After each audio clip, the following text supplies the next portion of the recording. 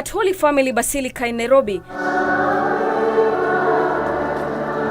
family, friends and associates converged to remember the late Argwings Kodhek, best known for his selfless spirit to unite the nations during heated political era in the 1960s. His family remembering their father is a man who stood up for dignity of every man irrespective of their social status.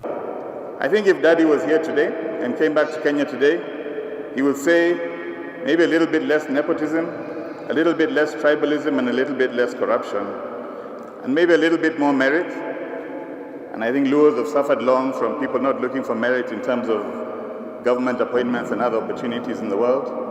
A little bit more integrity.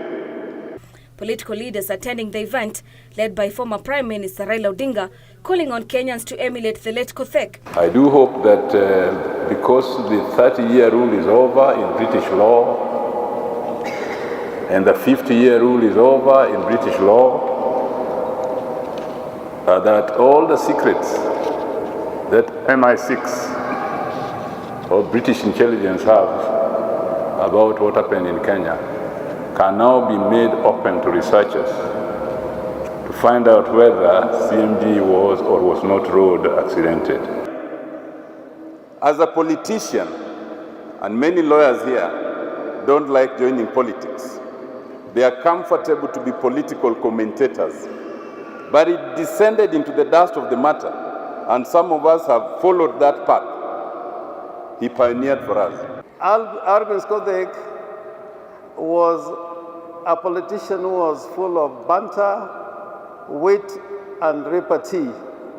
And the person who used to talk to me about Argwings Kodhek a lot was the former president, Mwai Kibaki.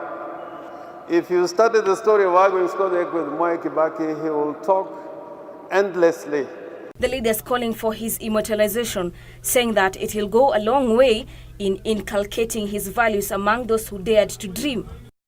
So we are remembering here a truly great African nationalist today. And I believe that Kodhek must be immortalized. But I chronicle all the lives of Argwings Kodhek, his life, and writing a book about him.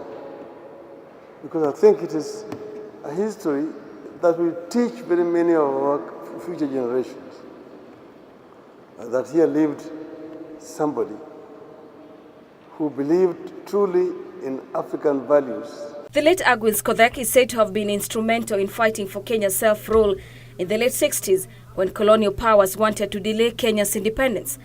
Argwings died in 1969 when the country was deeply divided politically. Half a century since the passing on of the politician and Mau Mau sole lawyer Argwings Kodhek, Kenyans have been urged to embrace the spirit of tolerance.